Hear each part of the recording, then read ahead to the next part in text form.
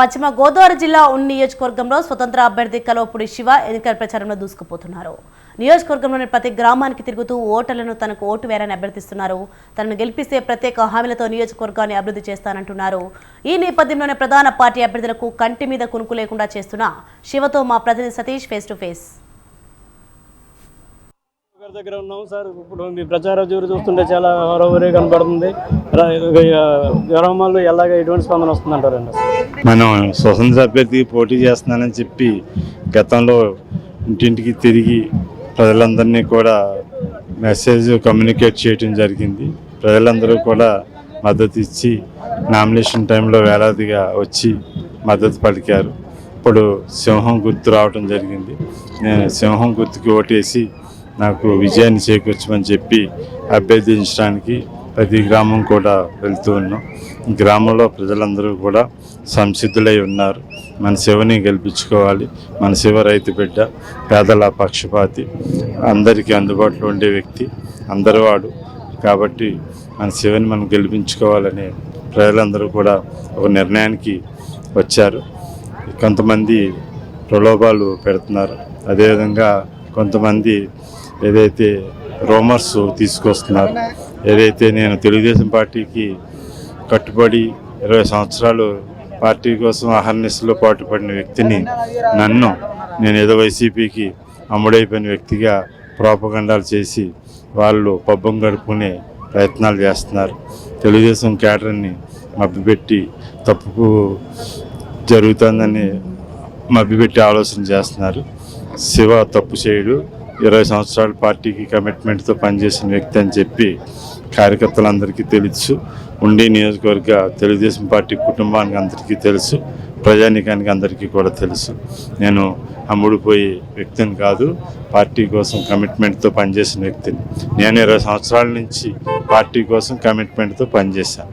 ఆయన 2019లో తెలుగుదేశం పార్టీలోకి వచ్చి మళ్ళీ ఎలక్షన్ టైంలో వైసీపీకి సీటు కోసం ఆయన వైసీపీకి వెళ్ళిపోయారు. మళ్ళీ తిరిగి ఇప్పుడు ఆయన ఎంపీ అభ్యర్థి కింద వస్తారని మనం అందరం కూడా అనుకున్నాం. కానీ అధిష్టానం కూడా ఆయన ఎంపీ కింద అకామిడేట్ చేయటం మానేసి ఉండిలో ఎమ్మెల్యే కింద అకామిడేట్ చేశారు. అకామిడేట్ చేసినప్పుడు ఆయన ఈ మధ్యనే తెలుగుదేశం పార్టీలో జాయిన్ అయ్యి పార్టీకి ప్రచారం చేసుకుంటున్నారు అభ్యర్థిగా. ఆయన ప్రచారం నేను తెలుగుదేశం పార్టీ మేనిఫెస్టోని అమలు చేస్తాను, అందరికీ అందుబాటులో ఉంటానని ఆయన ప్రచారం ఆయన చేసుకోవచ్చు. అంతేగాని నన్ను 20 సంవత్సరాలకు కమిట్మెంట్తో పనిచేసి తెలుగుదేశం పార్టీ ప్రతి కుటుంబంతో నాకు సన్నిహిత సంబంధాలు ఉన్నాయి. ప్రతి ఒక్కరిని కూడా పేరు పెట్టి పిలిచే పరిస్థితి ఉంది. ప్రతి గ్రామాల్లో కూడా అభివృద్ధి చేశాను. ప్రతి గ్రామానికి కూడా సంపద సృష్టించాను. నియోజకవర్గాన్ని సంపన్న నియోజకవర్గంగా తీర్చిదిద్దాను. అటువంటి అనుబంధాన్ని విడదీసే ప్రయత్నం చేస్తున్నారు. అది మంచి పరిణామం కాదు. రాజకీయంలో కూడా ఏదో ఎలక్షన్ వచ్చినప్పుడు పబ్బం గడుపుకునే విధంగా మాట్లాడటం సరైన పరిస్థితి కూడా కాదు. అది మంచి నిర్ణయం కాదని చెప్పి నేను దాన్ని తీవ్రంగా ఖండిస్తున్నాను. ఆక్వా రంగానికి మీరు గతంలో ఉన్నప్పుడే చాలా అభివృద్ధి చెందారు. ఇప్పుడు మీరు వచ్చిన తర్వాత మళ్ళీ ఏ విధంగా ఎదరికి తీసుకెళ్లే విధానాలు ఉన్నాయంటారు?